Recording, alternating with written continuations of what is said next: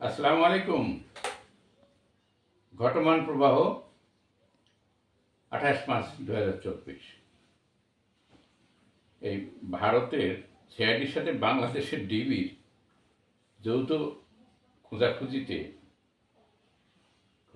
পরেও আনার দানার খোঁজ মেলেনি। হলুদ মরিচ লবণ মাখানোর যে লোমহর্ষক কাহিনী আমাদের সামনে উপস্থাপন করা হলেও তা কি মাসুদ রানা সিরিজের গল্প ছিল নাকি অ্যাকচুয়াল কিছু ছিল, আমরা তো সন্দেহ হচ্ছে এখন। হত্যাকারীরা একটা মানুষকে কিমা বানানোর কথা খুব সুন্দর করে বলল, অথচ সেই কিমাগুলো কোথায় ফেলেছে তা বলছে না। এটা আমাদের বিশ্বাস করতে হবে নাকি এই কিমা ওরা ওই টয়লেটে ফেলে ফ্লাশ করে দিয়েছে? কি করেছে? কেন এত অভিযানের পরেও কোনো হদিশ মিলছে না ডেড বডি? ভারতের আইন অনুযায়ী ডেড বডি না পাওয়া গেলে অন্তত 7 বছর আগে ডেথ সার্টিফিকেট ইস্যু করা হয় না। তবে বিশেষজ্ঞ উকিলের মতে কলকাতা হাইকোর্টের রিট পিটিশন করলে কোর্ট তখন টপ অফিসার অফ দ্য অ্যাডমিনিস্ট্রেশনকে জুডিশিয়াল ইনকোয়ারির একটা অর্ডার দিতে পারে খুঁজে বের করার জন্য। তখন ওই আনারকে পাওয়া যাচ্ছে না বলে টিভি না সেখানকার নিউজ পেপার সব জায়গায় প্রচার করার পরেই কোর্ট একটা অর্ডার ইস্যু করতে পারে। তখন সেটাকে ওই ডেথ সার্টিফিকেটের পর্যায়ে ধরা দিতে পারে। তাতে দেখা যাচ্ছে খালিগঞ্জবাসীর জন্য দুঃসংবাদ, আনারের মতো জনপ্রিয় এমপিকে হারালেও সহসা আর একজন প্রিয় এমপি পাচ্ছেন না। প্রধানমন্ত্রীর একজন কাজিন, যার উল্লেখ না করে নর্থ ইস্ট নিউজ জানাচ্ছে উক্ত কাজিন আনারের প্রোটেক্টর ছিল। সেই সাথে পশ্চিমবাংলার অ্যাটলিস্ট ওয়ান এমপি গোল্ড স্মাগলিংয়ের সুবিধাভোগী ছিল। ভারতীয় এমপির নাম উল্লেখ না করে রিপোর্টে বলছে 24 পরগনার Bongaon important centre of the gold smuggling network, এবং সেখান থেকে বিজেপির প্রতিমন্ত্রী Shantanu Thakur is seeking reelection for this constituency. ওদিকে Anar was also closely linked to the Barishal MP Hasnat Abdullah, who is into sand mining and gold business. এটা জানাচ্ছে নর্থ ইস্ট নিউজ। দু দেশের যৌথ প্রযোজনায় সত্য উদ্ঘাটন হবে সেই আশায় আমরা রইলাম। তদন্ত আজ পর্যন্ত যা জানা যাচ্ছে তাতে কিছু অসঙ্গতি আমাদের সামনে আমাদের চোখে ধরা পড়ছে। যেমন খুলনার কথায় জিহাদ, তাকে বলা হচ্ছে মুম্বাই থেকে কলকাতা আনা হয়েছে। কলকাতা থেকে কিভাবে আসলো? প্লেনে, ট্রেনে, না অন্য কোনো বাহনে? জিহাদের কাছে কি ডকুমেন্ট ছিল যার থেকে সে প্লেনের টিকিট অথবা ট্রেনের টিকিট কাটতে পেরেছে? তাকে যে শপিং করেছে, শপিং নাইটটা কি সেই বোম্বাই থেকে নিয়ে এসেছিল না কলকাতায় এসে কিনেছে? তার মুম্বাই টু কলকাতা যাত্রার টিকিটের সেই কপি সংগ্রহ করা কি সিআইডির জন্য খুব কঠিন কাজ ছিল? তাছাড়া শাহিন এবং আরও 3 জন ঢাকা চলে এলো, কিন্তু জিহাদ কেন কোনো হাইডিংয়ে গেল না? ওদিকে আবার খুলনায় জিহাদের গ্রামের বাড়ির থেকে জানা যাচ্ছে, জিহাদের বাবা এবং তার স্ত্রী জানাচ্ছে জিহাদ কখনোই মুম্বাই বাস করেনি, হি ওয়াজ সিম্পলি অ্যাওয়ে। তার মানে এই নয় যে সে বোম্বে গিয়েছিল। সিআইডি রিলিজ করা সিসিটিভি ফুটেজও দেখা যাচ্ছে একজন মহিলা সহ 4 জন লাগেজ নিয়ে ওই সেই সঞ্জীবা গার্ডেনে ঢুকেছে এবং তারা বেরিয়েও গেছে লাগেজ নিয়ে, কিন্তু ফুটেজে কোথাও আনারের দেখা নাই।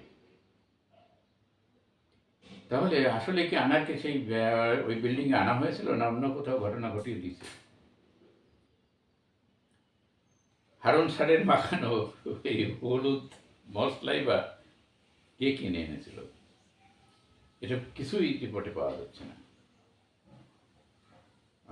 ভারতের সিআইডি আনার মার্ডারের কথা বলার 12 ঘন্টা পরেই, মাত্র 12 ঘন্টা, তার মধ্যেই ডিবির হারুন স্যার রকেট গতিতে অ্যাকশন শুরু করলো এবং ধরে ফেললো 3 জনকে উইদিন 12 আওয়ার্স, যা এর আগে কখনোই ঘটেনি।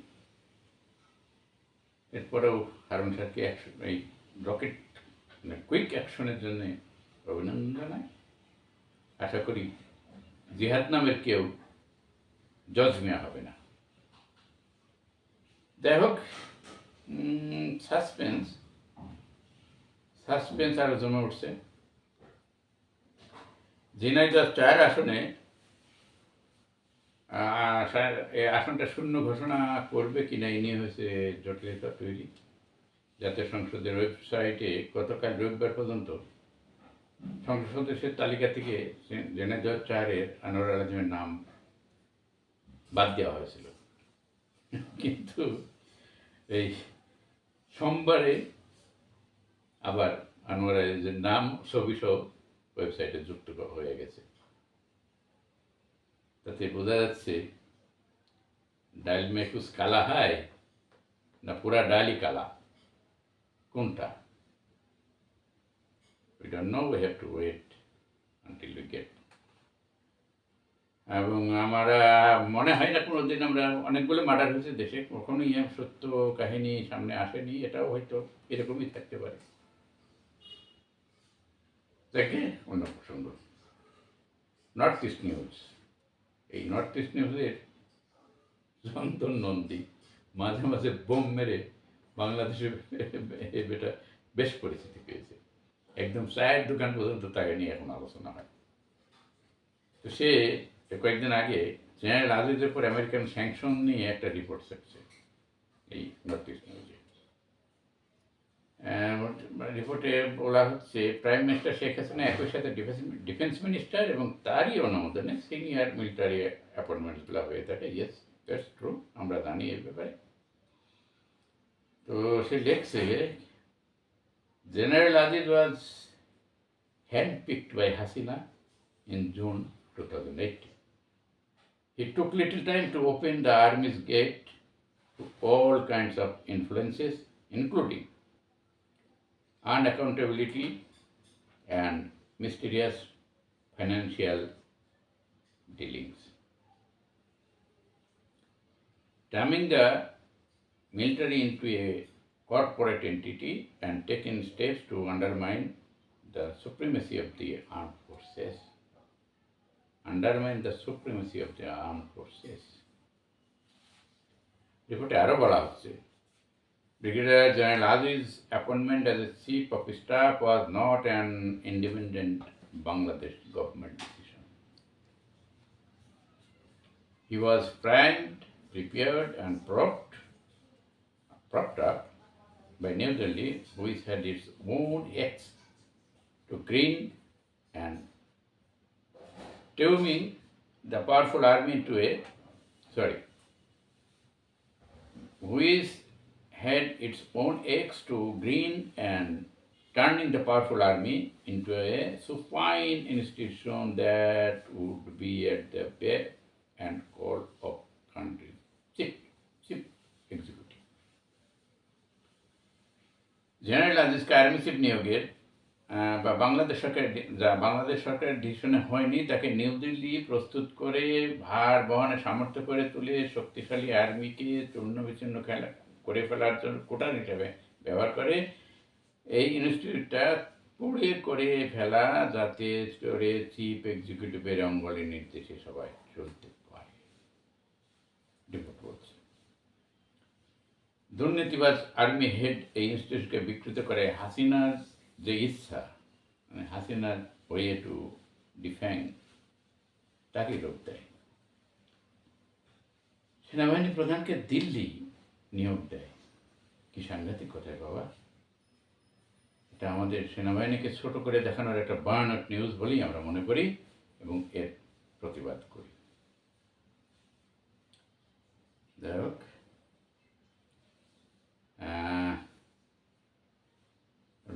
খবর, রমেলা দেবী 12টি প্রাণ বোধ করে শান্ত হয়েছে।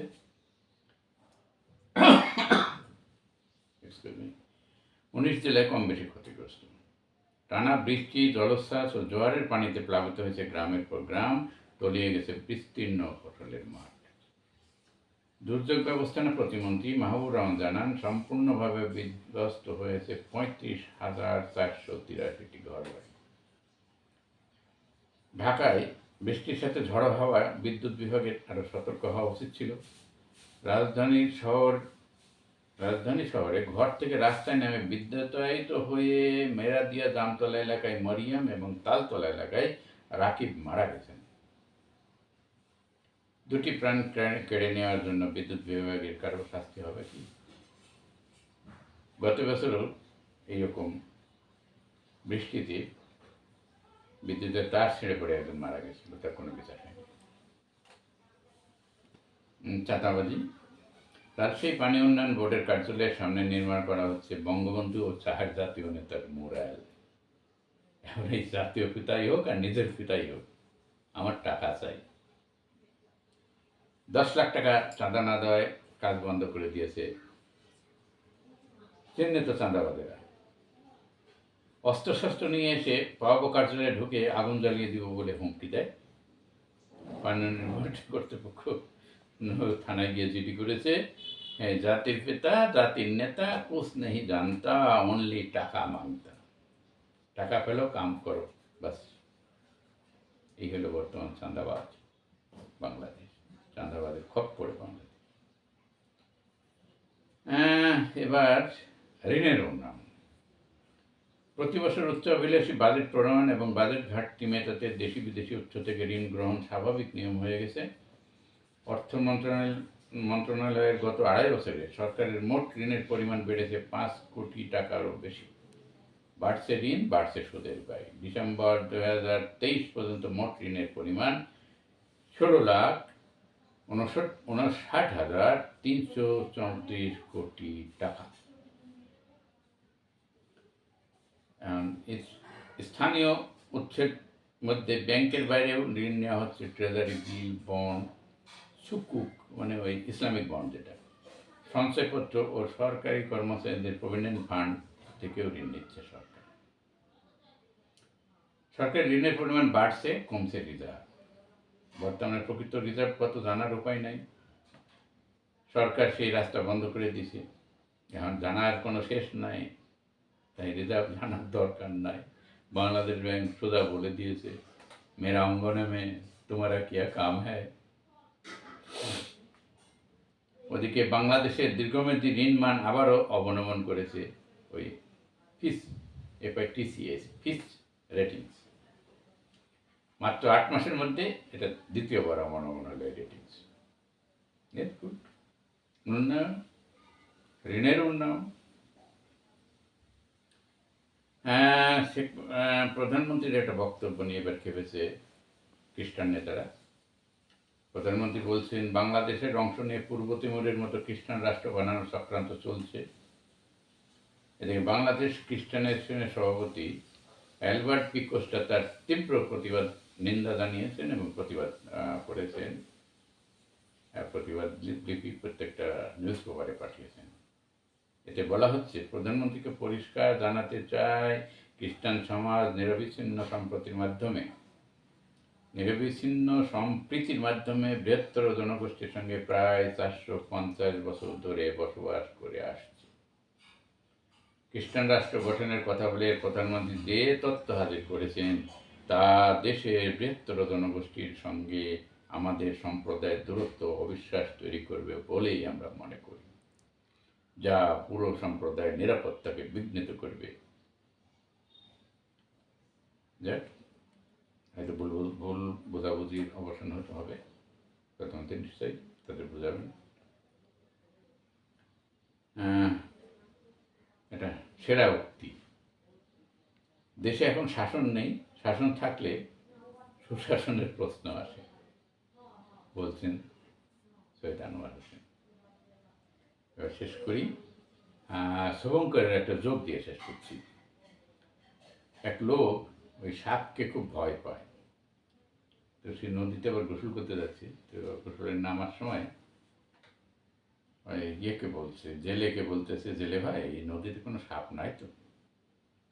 তো জেলে বলছে না, এখানে কোনো সাপ নাই। সাহস পেয়ে ওই লোক নদীতে ঝাঁপ দিল গোসল করার জন্য। এবার জেলে বলে উঠলো, ভাই নদীতে কোনো সাপ নাই, কিন্তু কুমির আছে, ওই কুমিরেই এই সাপগুলোকে সব খেয়ে ফেলেছে। ধন্যবাদ, ভালো থাকবেন সবাই।